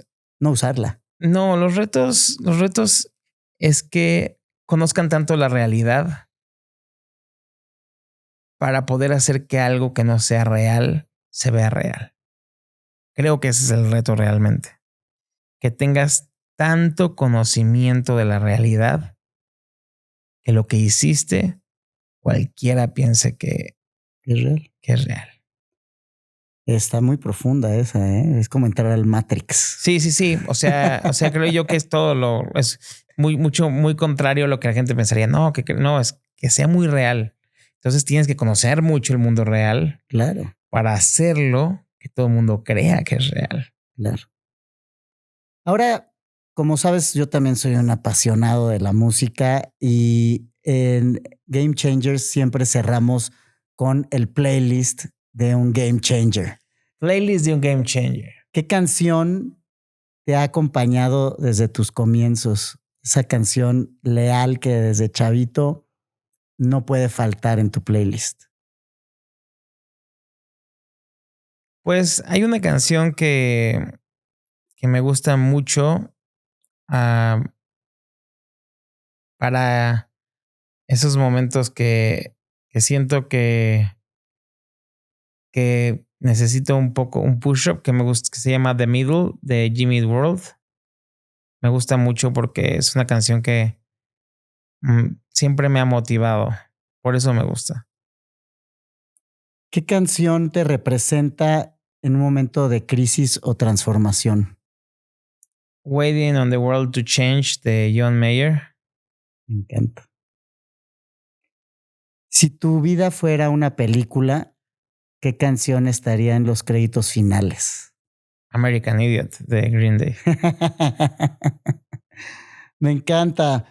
Pues mi querido Leo, ahora sí, ¿a quién deberíamos invitar para seguir fortaleciendo esta plataforma como punto de referencia para creadores y empresarios digitales? Esa es una gran pregunta. Nomina un Game Changer. Ahí sí te voy a aventar, a aventar un nombre. Nominar a un Game Changer. O una Game Changer. No importa qué tan alto pueda tirarlo. Que nos ayudes a que esté sentado aquí con nosotros. Ok.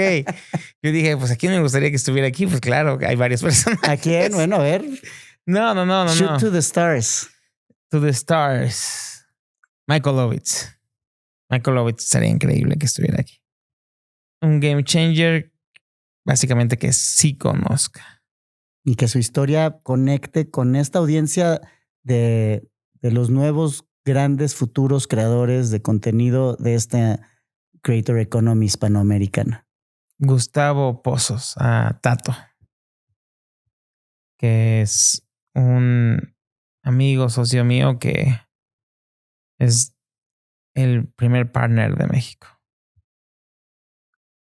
Pues vamos a buscar tener a Tato por acá. Por acá. Es colombiano, ¿no? No, es mexicano, es mexicano. Es que hace tiempo me hablaban de otro Tato también que estaba metido en la música. Tato, también lo conozco. Sí. Un saludo para Tato. Un saludo Tato para Colombia. Sí. Nuestro amigo mutuo Juan Vargas. Sí. Me había platicado de él. Sí, es que Tato me cae increíble. Juan, te queremos tener también por acá. Ese es un verdadero game changer, ¿no? También, gran game changer. O Cristoman, también podrías traer al Cristoman. El Cristoman sería un personaje que tendría que tener máscara, pero él nunca muestra su cara. Sí, es como el marshmallow del management. De los managers de productores Latinoamérica. Sí, son grandes game changers. Sí, toda una institución lo que ha hecho Cristoman. Sí, una institución. No, pues la verdad es que este espacio nació para eso y a mí ahorita que decías, se me pone la piel chinita de pensar tener la oportunidad de tener conversaciones y aprender y seguir aprendiendo de game changers como tú. Te agradezco muchísimo, Leo. Gracias. La generosidad, el tiempo. Gracias. El esfuerzo de convencerte no fue fácil, pero lo logramos. Mi primer podcast. El primer podcast y sobre todo el podcast en donde esta es tu casa. Gracias. Y aquí nos va a encantar tenerte tantas veces sea posible para que sigamos teniendo estas conversaciones deliciosas. Y mil gracias, mi Leo. Muchas gracias, Manu. Estamos a la orden. Pues muchas gracias. Nos vemos en el próximo episodio. No olviden suscribirse, poner la campanita y compartir este episodio con toda la gente que quieran y a la que no quieran y le quieran hacer daño también. Nos vemos en la próxima. Muchas gracias. Y Leo. Muchas gracias, amigo. ¿Cómo te sentiste? Bien.